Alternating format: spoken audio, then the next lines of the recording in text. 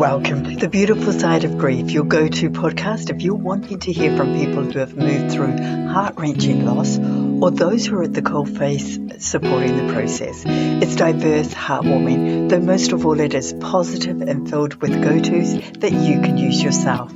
I'm your host, Helen Morris, and I'm a health professional turned energy healing practitioner after I lost my only child and daughter, Tal, in a car accident in 2017. I want to use my own unique experience with loss to help you navigate your journey. You will hear from grief coaches, mediums, authors, first-hand loss accounts, plus many, many more.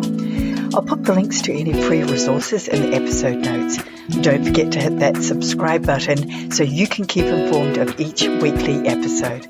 So now grab a pen and paper if you want to jot things down. Sit back and relax as we navigate the beautiful sides of grief.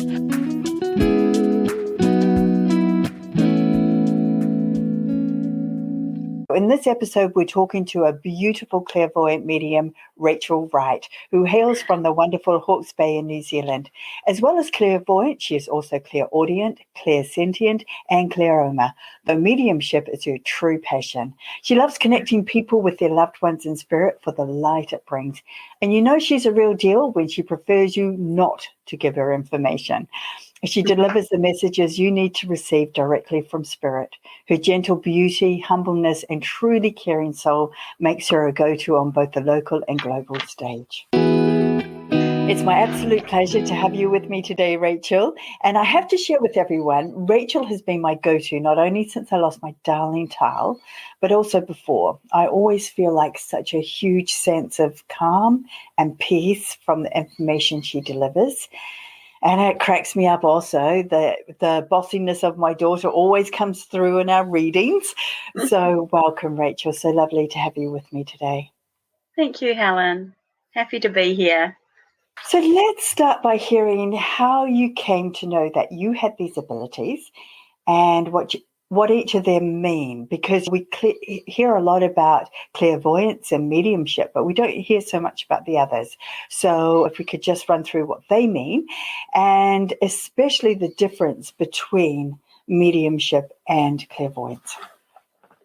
Sure. So do you want me to start with how I came to know about those abilities? Yeah, absolutely. Yeah. That would be a great place to start. So basically when I was younger, I guess, my family noticed lots of different things about me, but I grew up in a very, I guess, spiritually supported family. So I was allowed to be, who I am. And I suppose there was probably lots of little things when I was younger and even preschool age, but particularly more so in my teenage years. But I did find it to be what I felt at the time was a little bit more graphic, that it was really trying to catch my attention. And I guess that put me off in a sense, particularly when I was learning to drive. And I would be driving along somewhere and I would see people on the road and things like that I would stop the car thinking people were there and they weren't there. And so that was a bit disconcerting to me, although I was a very good driver, but been taught well. But I think those, that's how I found it more graphic. And I used to have a lot of premonitions also. I had a premonition of a family member who was involved in an accident, luckily not hurt, but had nursed somebody in her arms that had passed away. And I guess in my dream of her when I was probably about 14, I saw her with blood on her. And of course I took that as something had happened to her, but really knowing what I know now, I would have probably drilled down into that dream a bit more to see that she was okay. So it was quite graphic in that sense. So it kind of put me off a wee bit and I kind of shut it down, and then I guess had my family and all the things you do, buying a house and things like that, and then just sort of came back when a family member passed, and I knew then that I had to get out of what I was doing and do this work professionally, I guess. So I had to find a way to understand it a bit more and fathom what it all meant and how I could use that to to help people, really. So I kind of surrendered, I guess. Yeah, I and guess I'm I accepted and surrendered. very pleased you did because I know you're helping people all over the place. So Yeah, I think it's amazing that you had a very supportive family at that stage, because those were mm, the days where this was still very much woo-woo stuff, and there was a yeah, lot of people that didn't even want to discuss it, let alone yeah, try to understand what it was all about. So for you to have had this family that just allowed you to explore that must have been a yeah, wonderful, calming way of dealing with yeah. it, rather than feeling that you didn't really fit in. So that's Yeah, great. I think coming from a family with a Scottish background, there are people in the family, sort of great aunties, that were known to be, I guess, fae with their, and of course there was always, I come from a fishing family, a long line of fishermen, and there's always superstitions and things that happen at sea, and so Yes. I think they're probably open to that and accepting of that. Yeah, so yeah, it was a good mix, I think. Yeah, great. So let's run through what each of the things mean. So can you do that for us now? Yeah, absolutely. So let's start Yeah. with clear audience. Yeah, so clairaudience is, so the clair comes from, they're all French words, and the clairaudience basically comes from clear hearing, and clear hearing is where you're getting the audible side of your gifts and abilities. So Yeah. people have often heard their name being called when they've been somewhere, not that something particularly is, they're in danger or anything like that, but they can hear their name, and often that can be loved ones, or it can be your guides, or just the connection happening. So it's kind of a clear hearing, basically, that will come through in an audible form. And it's hard to explain, but it's not coming from within you, but it's an indirect thought, I like to think. Indirect sounds that might sound a little bit conflicting, but you sometimes think it's your thought, but it's not. It's sort of indirect. It kind of drops in, but you think it may come from you. So it's, once you get the hang of it, you actually, how that works. Yeah, a I lot of think things that's you feel, in this line of work. So it's quite hard to put it into words sometimes. Yeah, I think that's what I feel too, because after Tal, it was almost like I could hear her talking in my head. And at Mm, first I thought, oh, that's just you making it up. You just want to yeah, hear that. But it was actually, yeah, her talking to me. And so I've learned to trust that. And yeah. it's not a voice, it's a Yes, voice like you yes. hear it, but it's not like a typical voice like you and I speaking. Also, if it's a loving message too, Helen, because I've got a few friends who are psychologists and psychiatrists, and they say to me that it's quite different to hearing bad voices. So there Yes. is clearly quite a difference. So some people really worry about that when they start hearing things. That can be a big thing. Yeah. So for some people, when they start experiencing that. Yeah. What about clairsentient? What's that all about? So clairsentience is the sensing. So clear sensing. So it means that you just sense what's around you. So I guess it's more of it's also maybe like a knowing. The sensing is like a knowing. So you just sense it to be that way, basically. You just feel, you might just know something, or you feel it when you walk into a room. I kind of put the sensing and the knowing together. Well, that's kind of how it works for me. But the sensing is just feeling. You might think, oh, I'm gonna do something. I'm gonna go and do this on the weekend, and then you think, I just feel that that's not going to happen, and for some Yes. reason someone cancels or it doesn't happen. It's just a sensing of a knowing, or a feeling of what's about to take place, or you just know the answer to something that you wouldn't have thought you knew the answer to sometimes. Is it the same as, like, I know, like, highly empathic people can, like, walk in a room and they can pick up all the energy of what's going on. Yeah, So, yeah. is I that the guess same sort of thing, or is that a little bit different? I guess it is. I guess it is similar. I mean, with being empathic, you tend to almost, you can sometimes take on the energy of that person yourself, so you can really feel what they are feeling. So I think it's a little bit different. In my way of working it is. But when you're empathic, sometimes people who are empathic don't know that they are, and they can feel other people's thoughts and pain, and sometimes that can be a bit confusing to some people. So I have to be very careful with that with my naturopathic work, because sometimes I will pick up other people's pain before they come and see me. So sometimes I'm like, oh, I have to ask myself, is that with me or is it with someone else? And when I'm reading for people, sometimes I can feel what's going on health-wise for them too. I tend to sort of stay away from that, only because my naturopathic brain wants to jump in and fix things for them, which is helpful, but sometimes we're trying to look at other things. But I'm always happy to add those things anyway. While I'm there, may as well do it all while you're there. I so get that. and so I'm guessing now Clairoma is the clear. Is smelling. So that's a clear smelling. So it's generally a smell that will come that is not around you at that time, but is given from, like, not around you physically. Spirit sometimes will give you a smell. You know, some people get a certain type of tobacco or a type of perfume or something that reminds them. Like the other day, I was traveling to work, and the person I was going to see, and the first person in my car, I had this really strong onion smell, and it just hung around for ages. And I thought, I'm nowhere near an onion processing plant, and I was like, what's this about anyway?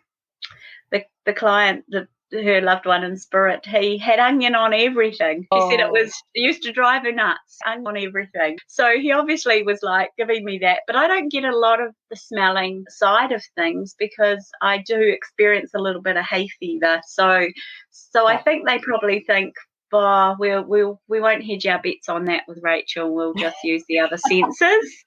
So that's sort of how it happens for me. Yeah. I think you've got enough happening in the other senses that you probably don't even need that one. So yeah.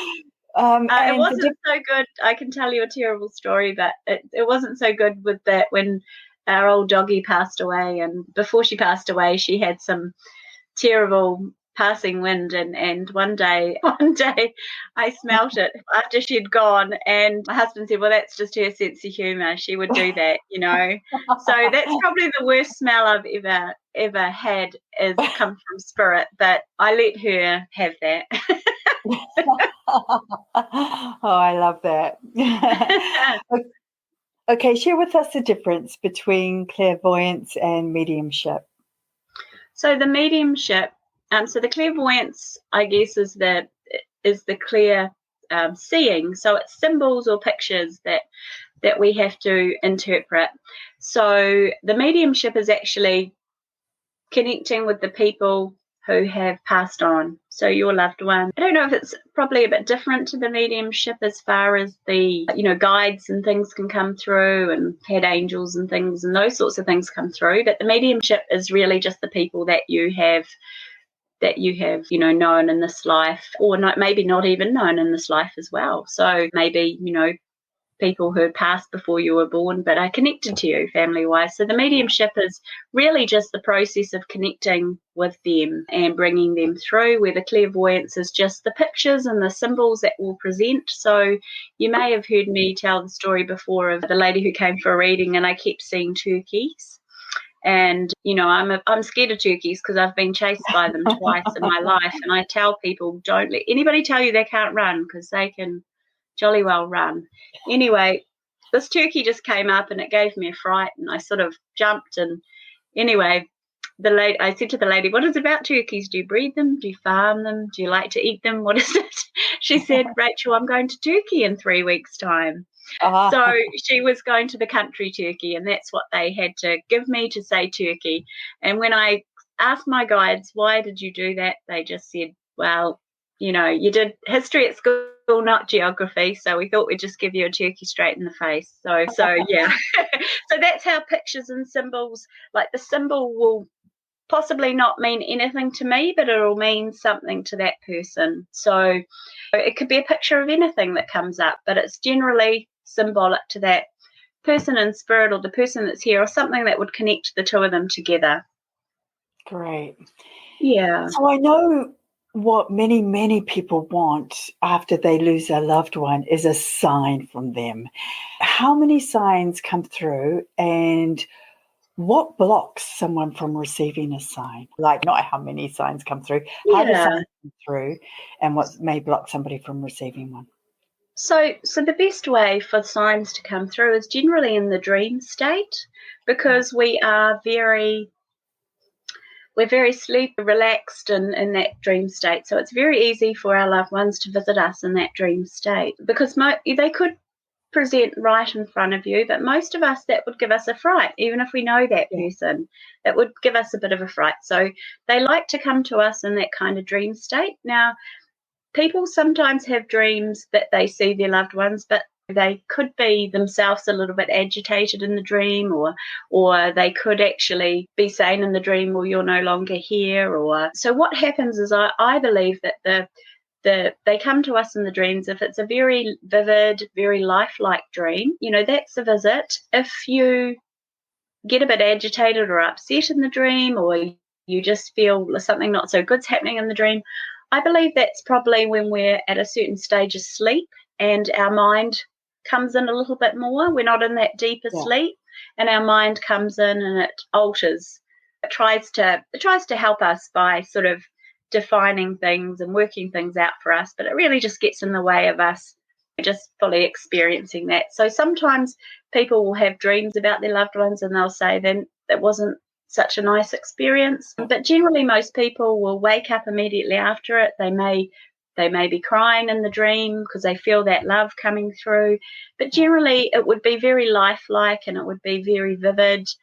And you just have a beautiful feeling, a beautiful sense of love and connection. And you can feel that at any stage, can't you? Because I quite often feel that. I feel Mm, Tal, when she comes to me, she will quite often come in and I feel it right mm. in my chest, around my heart, this Yeah, beautiful, beautiful yeah, feeling. And, lovely.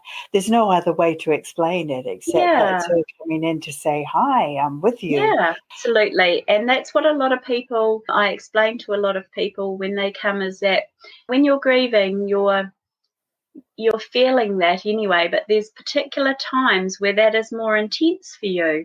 And it almost like wins you, it almost takes you out. And sometimes that's when they just want to buzz in on us and see what we're Yeah, doing. Like, we think that they we're missing them, but they miss us too. So every now and then people will feel this sense of the grief, even long after somebody's passed. They will feel it just come at them, really bowl them over a bit, and they might just start crying, and they might just be doing the housework, or they might be out somewhere with friends, and it just comes over them.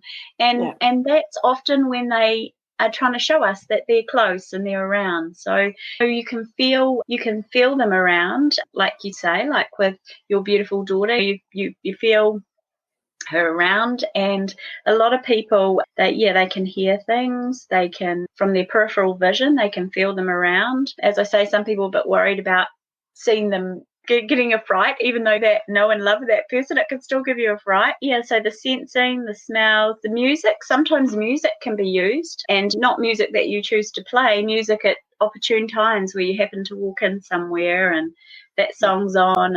And sometimes they can use electricity, which is not one of my favorite things, because that gives me a bit of a fright. But sometimes they can flicker lights and do things. I've got a client who I read for probably every 5 years, and her brother's an electrician, and something always happens in my house. I go and check my email. There's an email from her. I've told him to stop doing that, because Yeah. it's nothing to cause me any financial, but it still gives me a Yeah. fright. But also with signs, you have to be really discerning, because sometimes those things can just be practical things. They can just be something's not right with the electricity, or there's a storm on outside. So you have to be discerning. But generally what will happen is, when you get a sign, you will just know it to be true, and Yeah. you'll feel it in your gut that it's a sign, and then it'll just radiate up to your heart. And all I ask people to do is to just allow yourself to be open to that love, because once you open up to that, you get more signs and you start working out how it works. So I guess music, there's just various forms and it's different for everybody. So they say like feathers and feathers, butterflies and coins and absolutely. Yeah, all all those sorts of of things. Yeah. All sorts of things. And once they realise that you've caught on to that sign, they will keep reinforcing that. They'll keep sending that. So then you go, I know everything's going to be okay. I know they're around. Same thing happens with birds and, all sorts of things can. So probably a thing that may block you from receiving a sign would be sometimes the grief is, I say it's a bit like a fog. So it's if you imagine a valley and it's full of fog, their love is like the sunshine up there trying to beam down and kind of permeate and lift that fog. But well into the afternoon, some fog's cleared, but there's still pockets of it. And so sometimes it's really hard for them to get past that. They will always try, but it's such a trauma to the heart that it's something that's so personal to us that you're not blocking them, you're just unable to receive it fully because of what's going on for you and that trauma there. So I guess that's something that can block you from receiving a sign. What about if people who have passed don't send signs? Are there instances of that where maybe they didn't believe in this sort of thing prior to passing, and then up there they're still not 100% into it? And I don't find that. Yeah, I don't find that. I find that they, even if there's generally they want to get back and connect with somebody that the love, the connection is always there. I know that, just probably another wee story. My grandmother, my mum hadn't heard from my grandmother, and my grandmother said she was going to let her know she was okay. So my mum said, oh, she hasn't contacted me. What's happening? So can you check? So I checked, and my grandmother was having such a wonderful time up there, catching up with everybody, all these aunties that adored her. And so I had to say to my mother, I think we're a bit low priority right now, Mum, you know? Oh, I like that. So, and it is a happy place.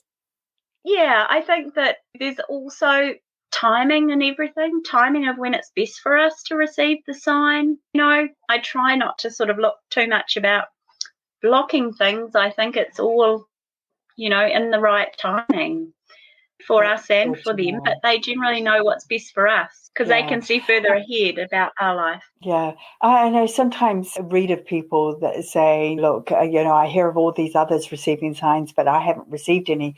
And maybe they've just not been aware that actually the signs have been trying to come through to them, but they may not have been. They may have been expecting it to be in a different way to what it actually came through.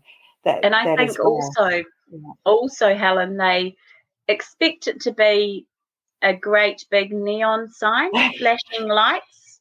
And so there's not a sign that says, Helen, this is a sign, and flashing lights. Often it's very simple, subtle. So I think sometimes we can miss the signs.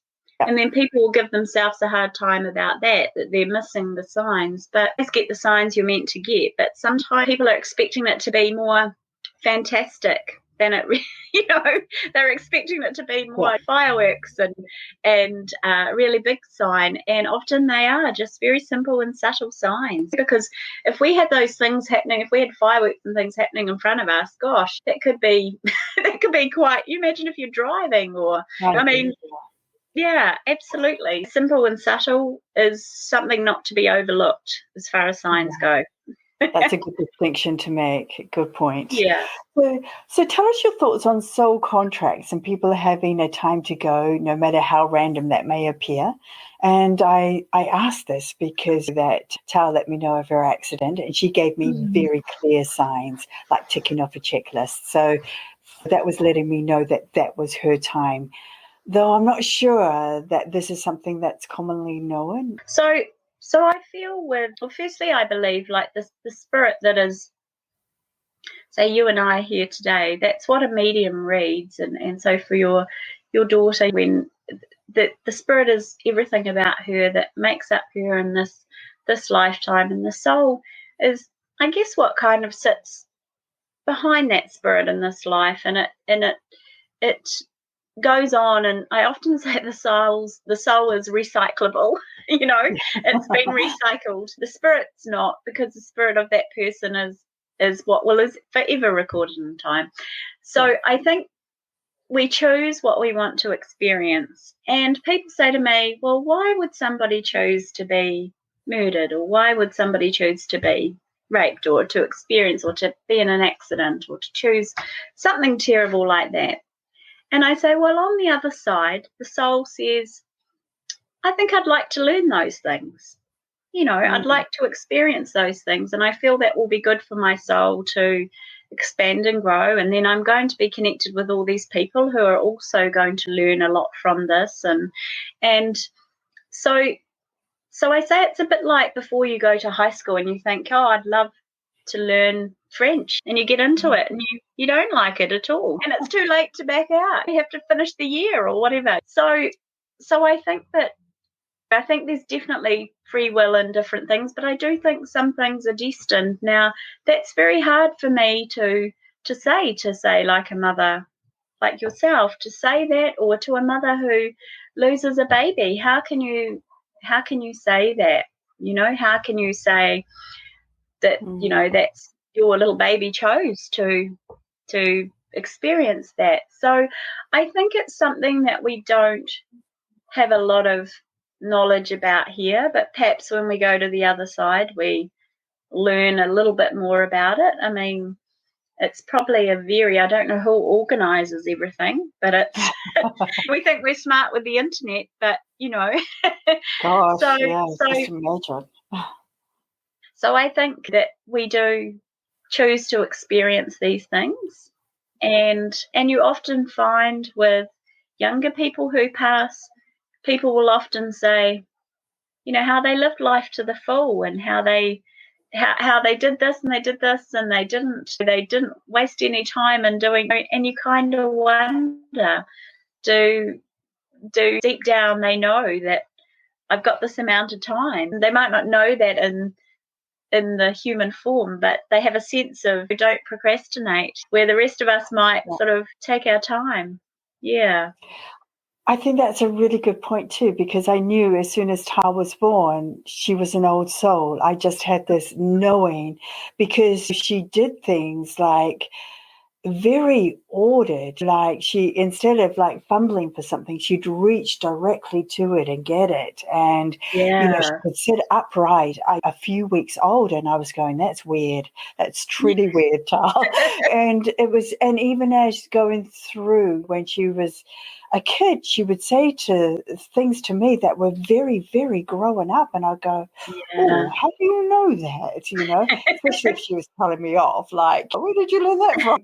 So I had that sense right the way through. And I often felt I was reminding her that I was actually her mother. But anyways, she taught me so very much. And I can, in reflection, I can see that now. But at the time, as you're going through it, you think, oh, for goodness sakes, child. Absolutely. Yeah. So I think, I do think there are people that choose to come back. And for me, I know that definitely helped my entire journey after losing her, was to know that maybe there was a point to this, that she did decide that her time was up. So even though it still sucked big time. Yeah, absolutely, Helen. And I think I say to mums in particular that even, a stillborn baby, or, I always say, even though that person was there for a short time, they still chose you. Yes. To have that experience with, and it's a hard one. I mean, I think it's hard because we're human. I think in the other side, it's not hard, because when you leave this world, you'll be with her again, and we'll be with all of them again, and we'll say, what on earth did we worry about down here? That human thing, that was a bit of a funny one. But it is hard, because it's the love. It's the So what love. do you see who are quite skeptical about this type of thing? Because I hear that a lot also, that they don't believe that you're actually connecting with your loved one. So how do you know that you are? Like, how do I know that you are genuinely connecting with, say, my daughter? Yeah. So, firstly, I'd say it's good to be a healthy skeptic. I think everybody should be a healthy skeptic in life because it helps you discern things for yourself, whether that Mm-hmm. sits with you or whether it doesn't sit with you. So, I always say to Love people that. that you have to, I guess you have to get your proof. When you come to somebody, you have to get your proof. They have to give you something that they wouldn't have known, or but you have to be open as well, because when you go and see someone, you have to be open to whatever messages come through. And sometimes people perceive a message a certain way, but as time goes on, after the reading, they're thinking about, oh, it really meant that. So I think you really, when you come for a reading, you're really put on the spot. And some of that doesn't come to fruition straight away, but also to, I think, to know your loved one will give you the proof. But it's good to be discerning, because really you can connect with your loved one directly, and any good medium, I feel, would be encouraging that. I would be encouraging you to connect directly. We are just here to help that. So I think when people are skeptic, it's everybody's got beliefs. We've got to respect what works for them. But I just say be a healthy skeptic and try not to discourage anything that might be helpful to you. We've all got the ability to accept or reject anything. Yes. No? Good answer Yeah. there. Yeah. What if the loved one, like if I came to you and what if I was desperately wanting Tao to come through, but somebody else came through instead? What does that mean? Yeah, so sometimes might not be for the best at that time, which is known to them, but not necessarily known to us. Sometimes someone will come in ahead of time too, possibly because they need to make it easier for you to connect. Sometimes we perceive we're going to hear from a certain person, and sometimes we may hear from someone we didn't want to hear from, but they may have something that they need to help you with, or they may, be sorry for something that they did hear, or so generally it's what's best for you at that time. But generally I find the person will come through that's meant to come through, as long as they're happy with Yeah. the medium, Ah, because, and you see, sometimes what can happen is they might not be happy with the way that person is going to portray them, or they're very protective. So when I get someone come in who's protecting that person, I am so respectful of that, because yes. they know what's best for their loved one. I can't say something that I shouldn't say. So sometimes they might not come through because they're not happy with the person that you're dealing with too. That can Yeah. happen as well. So really that's just a form of protection. Such a good point to make. I know there have been people who have been badly burnt when the Yes. greatest time of need. And so Yeah. I like that you're talking about this, because what do we need to look out for when we are Mm. contacting a medium, especially if we've never done it before and it's a new experience for us and we're Mm. vulnerable. So what tips do you have around that? So I would say most people hear about a medium through someone they know and trust, Hmm. and they might talk about their experience. But then I have people who would find you online and they just feel very drawn to you. And some of those Yeah. people have been skeptics, but they've had loved ones. Like I had a farmer once who'd lost his wife, and she was particularly bossy, and she just pushed him to come to me. He came to me. He said, I don't know why I'm here. I don't believe in this, blah, blah, blah. She came in.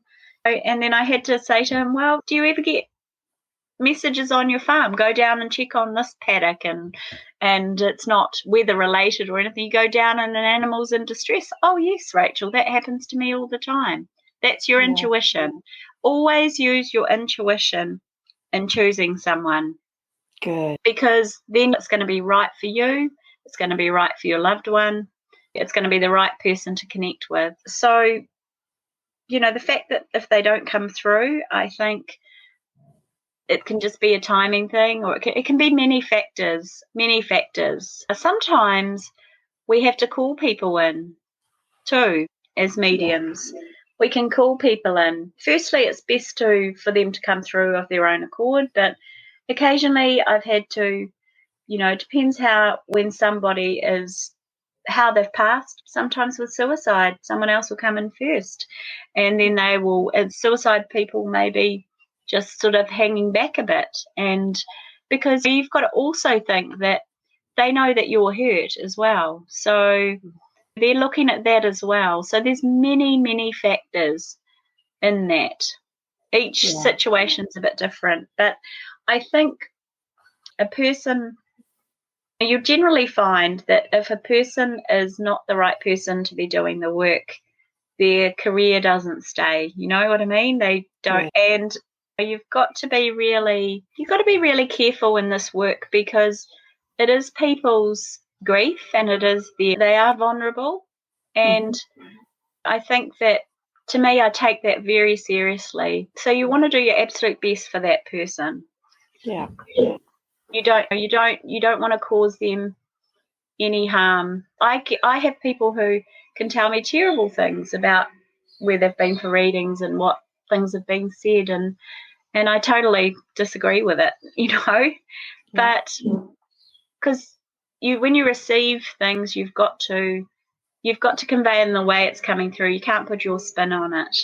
Yes, and that's a really good point. And I like the way you operate too, because you don't want us talking too much. In fact, you encourage us not to talk too much. I have to apologize to people, Helen, and say, now, if I put my hand up or I try to stop you from talking, I apologize in advance if I cut you off, because I don't want to know any of that. Maybe towards the end of the reading you can say, oh, Rachel, because really I'm not privy to that information. It doesn't concern me. It's just coming through for you.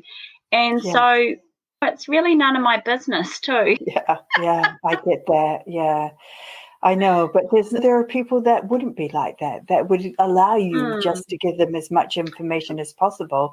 And then they walk away wondering, was this genuine or not? Did I actually Yeah. But I think you get a sense of that. I think you get a feeling. Oh, I think you do. And I always say to people, always go by your gut feeling, your intuition. That's your inner compass. That's your GPS, if you will. And everybody's got that, but your head and your heart gets in the way.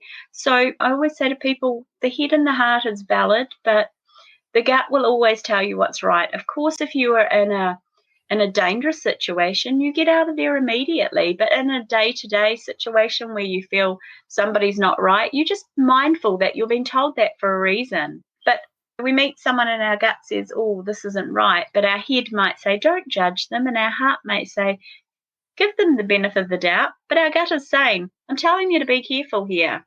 I say to people, always listen to that. So if people say they were drawn to coming, or they just knew they had to come, or I love that, because that means we're going to have a great session. It means that you are fully integrated in it before you even come. And I've had people who are really skeptical, and quite frankly, they get sometimes the best messages, because Spirit's trying to knock themselves out, trying to prove that. And particularly it's difficult for me when people are coming through and they're telling me what's in their mate's shed. If I'm reading for a man and I've got no idea what those tools and things are, and I have to try to say, oh, now down here there's this or whatever. So it's once you give someone their proof, they know that they can believe and be open to all the other messages that are coming in. Great. Is it healthy for us to see a medium over and over? So I always say to people, if you feel drawn to coming, I want people to, if say you came and you had a great reading and then you go, I want to come back next week, I would say no, because in a week's time, maybe just be the same messages or the same things. But you've got to, whatever draws you, like people will say to me after they have a reading, well, when shall I come back? I say, I've stopped saying never, Helen, because people ring me after 2 years and say, you said never, but can I come back? It's been 2 years. So what I say is, whatever drew you to come and see me first, let that lead you again, if at all. So you just have to go with that. Now, I had a woman who had lost her husband, and she came to see me every month for 6 months. Now, the second time she wanted to see me, I said, now I just need you to know that only if it feels right, and I'm trusting you to know that, and I'm trusting myself that it's okay to book you in. Well, every month we were dealing with something different. Wow. We were dealing with properties, businesses, and her husband was helping with that. So I was happy with that, because that really helped her get through all the things she needed to do, not just the grief, but all the multiple businesses and properties and things that they had and what to do. So that was okay in that instance, because I take that vulnerability.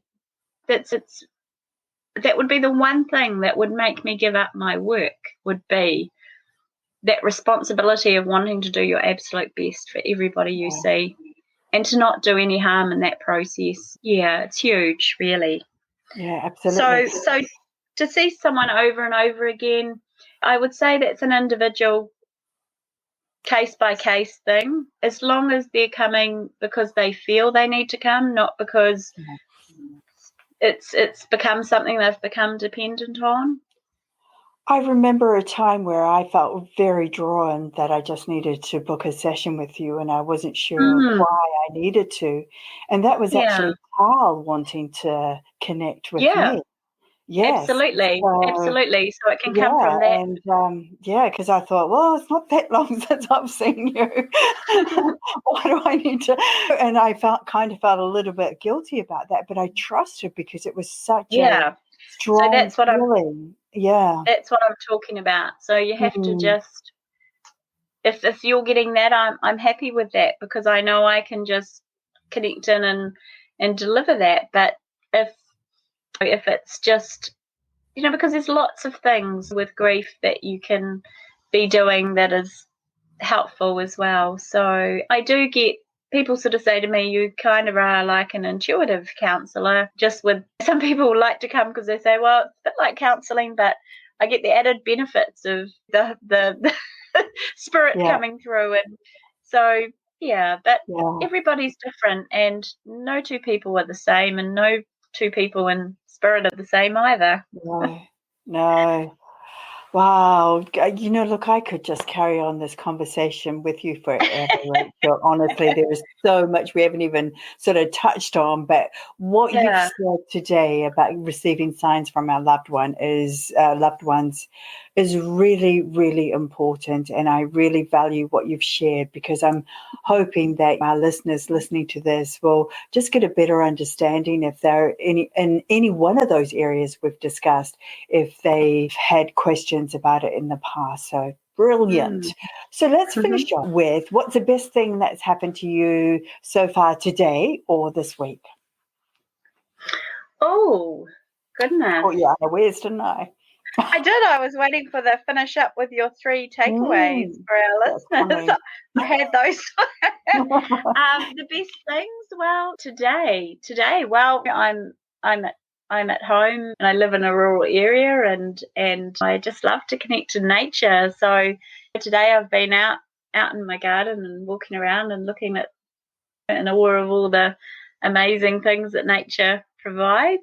Yeah, and this week, well, I've got my schedule into a better routine that's allowing a little bit more time for me, as well as still doing what I need to do for other people. So I feel I wouldn't say I'm reformed from working too hard. I'd say I'm reforming. So I feel that's been a great thing for me this week, because I realised that if I overdo it, all my lovely people that are booked further ahead will miss out.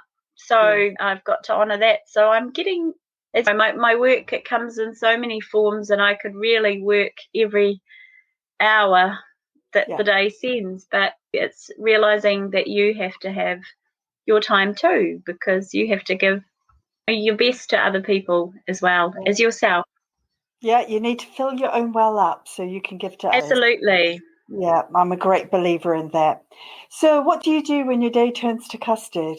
So when it turns to custard, so I generally just try to ride it out, It depends, like being a naturopath is good because you can tell if it's your hormones or, something that needs tweaking, but there's a bit of planning involved to try to prevent the custard sometimes. But I guess when it turns to custard, I think to find yourself in a place where you can slow things down, somehow bring in some of that joy or something that's going to help you get through that process, I guess. Yeah, just flip it over, get a different vibration happening. Yeah, I kind of feel it's a bit like, clairvoyantly I'd say to people, it's almost like falling into a little bit of hole and then sitting there and feeling sorry for yourself for a moment and then perhaps just seeing that you can climb out of that. Yeah, I'd say with me, I'm a pretty happy person. I think the main things in life is to be content and to be peaceful. And I meet people from all walks of life, and I've learnt so much about that and for myself. The main things that come from that for me is just to feel peaceful and to be content with where you're at and to be grateful. Yes, wonderful, There's wonderful. always something to be grateful for, even if it's just that you're breathing right now. Yes. Yes. I know gratitude was a biggie that helped me through probably easily those first 12 months. I just kept thinking back, what am I grateful for? What am I grateful for? And, and that stopped me from going into those deep, dark places that you can so easily go. So, yes. And also, Helen, your loved ones, when they're up there in spirit, they don't want to see that. They understand that you're missing them and that, but they want to see you go on and shine. You imagine if you were up there, you would feel sad that your loved ones are like that. So when you look down, like when your beautiful daughter looks down and sees all the people you're helping by this experience that you've been given, although it's been a huge trauma to your heart, and you wouldn't want that. It's what it's done is you've been able to help other people, and she's going to be up there just bragging, look at my mum helping all these people. She's going to be, that's my mum down there. And I think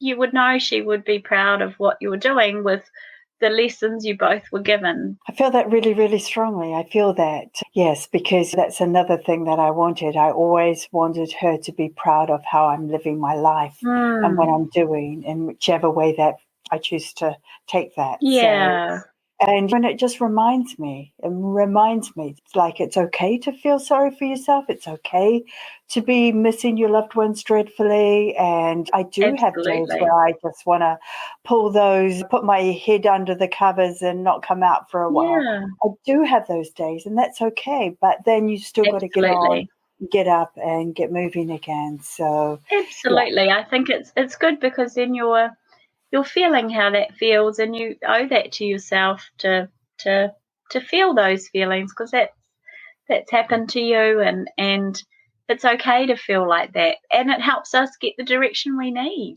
Sometimes it helps us go, okay, what am I going to do about this? And sometimes they come through and say, well, what are you going to do about it? Come on, Mum, get going, get cracking. Yeah, pull back those covers.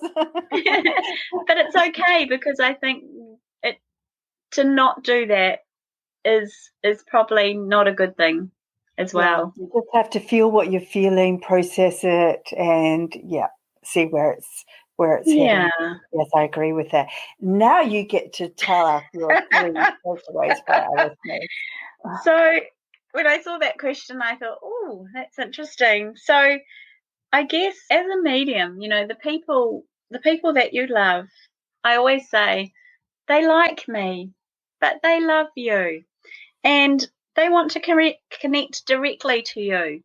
They want to, they prefer that. But my job is really to just foster that in happening. And I think that I just say to people, just remember they like me, but they love you. So it's really joyful for me to hear when somebody's come for a reading that they are now getting signs themselves, or things are happening and they're opening up to it. And I always, probably another thing is you can another point to make would be you can learn a lot by reading lots of things and watching things and that, but always see if you can see that resonates with you, because that's where your true gifts can be. I guess what I'm trying to say here, your true gifts can come out, or you can, because not everything that you can learn, a lot of people, it doesn't resonate with them. Like they might go somewhere and they'll say, oh, I can't do it that way, or I find a pendulum doesn't work for me, or this or whatever. I say, well, find what works for you and just grow and expand on that. So just take bits of things that you're drawn to and make them work for you. And probably my final takeaway would be that the love never dies. Yeah. The people who we love that leave this world, they still love us and we still love them. And nothing can change that. And there's a lot of power and strength in that love. It's just having the courage, I guess, here to feel that when we've lost someone who's dear to us, and that knowing that we will get to be with them again one day. Yes, so special. And just a final quick thing I want to ask you. Like I've heard people say that the amount of love you have for that person isn't measured by the amount of grief. And Yes. so you don't have to stay in really deep grief to show that how much you love that person, I think is what I'm wanting to say. Absolutely. And I think too, Helen, that, I say to people that they draw really close to us and that can make us feel sad. So it's good to see if you can kind of differentiate between what is that deep grief that people are not getting through, or what is that grief that is there because we're translating their love that's coming through into sadness. Yeah. Because that's how we feel, because we've lost them. So that resonates with a lot of people when I'm reading for them, that, things can happen that they just feel overwhelmed with that, and yet they were doing okay that day. And I say, well, maybe. And they'll say to me, nothing really triggered it, Rachel. It just came out of the blue. And I say, well, have you ever thought that perhaps that they are buzzing in on you and seeing what you're doing right now? And allow yourself to just kind of open up to that sadness, because sometimes when you open up to that sadness, you'll feel the love come through and get more signs from them. So it's really hard to explain it, but some people will say to me that they know they're connecting with their loved one. So it just hurts because you miss them. Absolutely.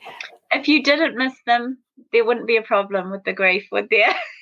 No, absolutely. And yeah, it's such a quagmire to navigate, actually, because there's so much going on. And this is why this podcast is so important, because we just look at it from so many different perspectives. And then I just think hopefully bits here and there start to make sense for people and start to help them understand what they're feeling, what they're going through. And absolutely. Yeah. And I would always say, Helen, from my naturopathic perspective, is, really to support the nervous system and the adrenals, because when you lose somebody, it's such a shock. Even if you're even if they'd been sick and you knew that was going to be the outcome, there's lots of things you can do to physically help. You may not feel like doing those things, but there's lots of things you can do that can help you, assist you in the recovery of that. The adrenals and the nervous system, because what can happen is when someone's had something, a big shock or stress, they're alarmed to everything else that happens, even if they're joyful things. If someone says, come out and do this, they might feel very stressed about it because they've been just dealing with all the sad stuff. So I think it's equally as good to support those areas the best you can. And Like, also, Helen, do anything that helps you, even if somebody else says it's silly. Like if you find that being closer to that person, you like to be in a certain place in nature, well, go and do that. And you don't need to. It's not. People might say, "Oh, why are they doing that?" But if it helps you to connect, do it. Do it because it's as long as it's safe for you. But do those things because they're all part of the process and connecting to navigate and move through a very difficult time. yes. Yeah, very good points there that you make. Wow, Rachel, what you have shared with our listeners today has just been absolutely wonderful. And I know we've probably left them with many, many more questions that they're wanting answers for, but this allows them to get a feeling about what this is all about and how to feel more at peace in that. So I just thank you so very, very much for your time today. It's been absolutely wonderful. It's been an absolute pleasure, and I think it's good to share the information. I don't think that should be. I think these sorts of things are wonderful to share it, and hopefully with some of my funny stories, you'll see that spirit has a great sense of humor too, and I mean laughter is great. It's great for our hearts and great for our immune system. So I think that. It's just I just ask people to be open to things really, because there's a lot more to everything than what we think sometimes. Yeah. Absolutely. And just on that note, like I remember Tal coming through to you with something and you're going, oh, I'm not sure if I should tell you this, Helen. It's a bit straight up. And I go on, tell me, because I knew what she was like. She called a spade a spade. And it's like you telling me she came into this world the same way she left, with a bang. Yeah. And like you were going, oh my goodness, because obviously she died in a car accident and that, but she was also not planned and she was a complete surprise in my life. So yes, but that's the sense of humor that can come through. Yeah. And I remember laughing about that with you, like thinking that is so her. Well, it kind of lightens. It doesn't lighten. They know it's going to lighten things, but it's going to lighten it to also feel the love, love that's there. So it's lovely. I know sometimes I have to portray people the way they are, and sometimes that I might think, oh, I don't know if I can say that. Absolutely. But if you don't, you're doing a real injustice to that person that's coming through. So, and that's not about you. You know what I mean? It's not about you. Absolutely. Yeah. Yeah. Well, again, my thanks to you. Thank you, Helen. It's been an absolute pleasure, and I hope it's been of some help to people out there. And just that they always try to let us know they're around, and just don't be looking for the big neon flashing signs. Okay. I mean, there are some pretty spectacular things that happen, of course, but take the everyday kind of subtle signs too, because they're treasures you can keep in your heart. Wonderful. Thank you. Thank you for listening. If you enjoyed this episode today, feel free to share it with others. Hit the subscribe button so you can be notified of each weekly episode. Also, rate and review, especially if there is more you want to know that perhaps we didn't have time to touch on today.